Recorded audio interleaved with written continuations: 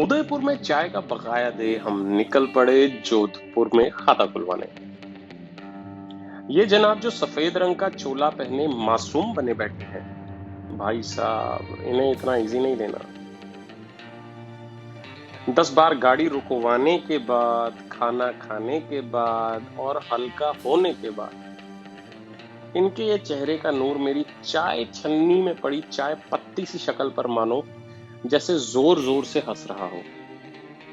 और आखिरकार 5 घंटे के छोटे से सफर को हम दोनों 9 घंटे का बना पहुंचे जोधपुर से 50 किलोमीटर आगे ओसियां गांव।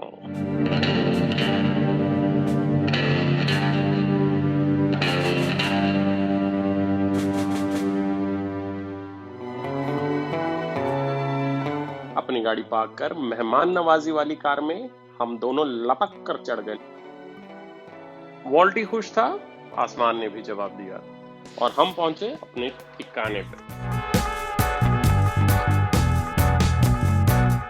मिलिए पलटी, गोलू और बब्बन से। पलटी वो बकरी है जो पूरे आंगन की ऊर्जा है।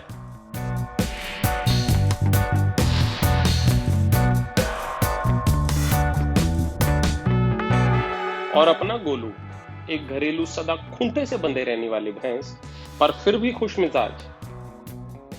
बब्बन ने हमें अपने पास आते देख गले से एक अजीबोगरीब सी आवाज निकाली, मानो कह रहा हो बेटा सामने से चाल। चारों तरफ जिंदगी का माहौल था। डॉक्टर साहब खुश थे, बारी बारी से सब जानवरों के पास जा रहा था, सबको अपनी मौजूदगी का परिचय दे रहा था। शाम हो गई, थोड़ी दूर टहलने निकल गए। वॉल्टी ने इतनी रेत पहले कभी नहीं देखी थी। थोड़ी देर तक धूल फांकने के बाद शाम कब हो गई टीले ने पता नहीं चलने दिया। अगले दिन नई सुबह की नई शुरुआत के साथ नया प्लान बस्ते में था। रात काफी बारिश हुई। मॉर्निंग वॉक पे आसपास के बच्चों ने वॉल्टी से खूब बातें की।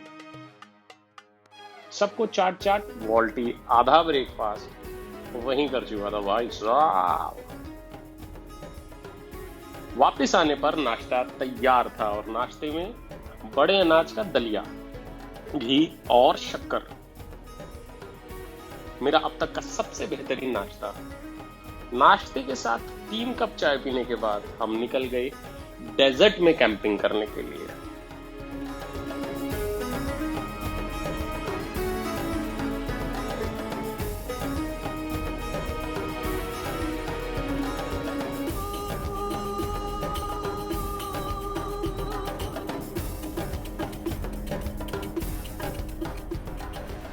अब सबसे पहले ढूंढा गया गांव का सबसे ऊंचा टीला, और उस टीले पे या रेत थी या हम। अब लड़ाई टीले से थी। कई बार कोशिश करने के बाद भी गाड़ी चढ़ नहीं पाई। वापस गाड़ी सड़क पर खड़ी कर पैदल निकल गए। अब रेत पर चलना आसान नहीं और हमारे पास सामान भी था। रास्ते में कई बार रुककर सांसें बटोरी। इकट्ठी की सांसों के साथ किसी तरह हम दोनों ऊपर पहुंचे। बादल होने के बावजूद भी गर्मी बहुत ज्यादा थी। सेटअप किया और पता चला कि वॉल्टी के पानी का बर्तन गाड़ी में रह गया, पर पानी दोनों ने पिया। उसने राजा की तरह और मैंने ऑब्वियसली रंग की तरह।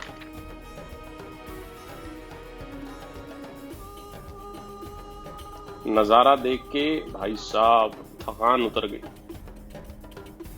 दूर दूर तक कोई आबादी नहीं और इंसान की औकात ढूंढने पर भी नहीं मिली। यह एक ऐसी जगह थी जहां पहुंचकर आपको अपने होने का जवाब मिलता है। 9 से 5 की नौकरी के झूठे भ्रम का पर्दा मिनटों में फाश हुआ।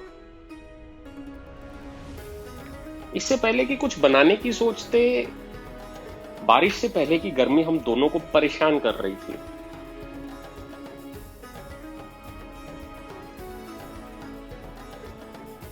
दिमाग में एक ही सवाल घूम रहा था कि अगर यहां हम खो जाएं और पानी भी ना हो तो होगा क्या? और इस सवाल के जवाब को मैं महसूस कर रहा था।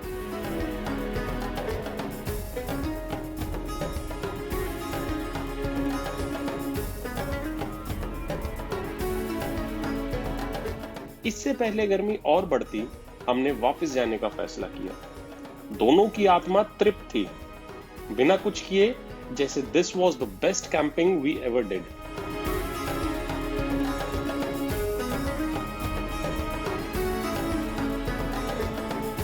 वापिस आ धनाराम जी, जिनके यहां हमने स्टे किया था, उनसे गांव की कई कहानियां सुनी। उनमें से एक, यह जो पेड़ आप आंगन में लगा देख रहे हैं, यह तकरीबन हर घर में लगाया जाता है। बताया गया कि कई साल पहले राजस्थान में सूखा पड़ा। सूखा भी क्या, अकाल ही था। कई साल बारिश ना हुई, अनाज के गोदाम खाली हो गए, भूखों मरने की नौबत आ गई। तो इस खेजड़ी के पेड़ ने सबकी जान बचाई।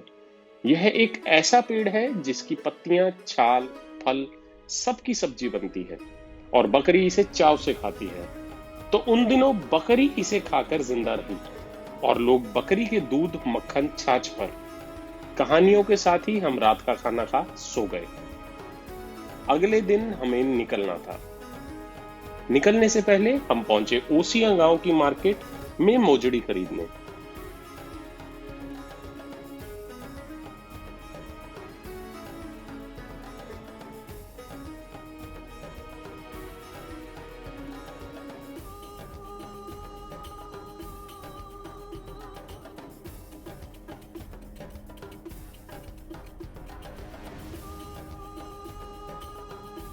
$850 की मोजड़ी ले दुकानदार से कुछ देर बात की और निकल पड़े वापस गुड़गांव की ओर। तो ये था सफर जोधपुर का। अगला सफर पहाड़ों का होगा। अपने सुझाव और कमेंट्स सुझाव पेटी में लिख दीजिएगा, हिम्मत मिलेगी।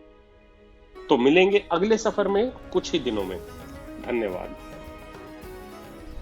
जोधपुर ओसियां से बोल रहा हूँ। मेरे पास में 5 कैमल है। वो मेरे बच्चे की तरह है। बहुत प्यार से उसको रखता हूँ और बाहर से लोग आते हैं उनको भी कैमल सफारी भी करवाते हूँ। डेजर्ट में रहता हूँ, डेजर्ट सफारी भी करवाता हूँ, जीप सफारी और होम स्टे भी करवाता हूँ।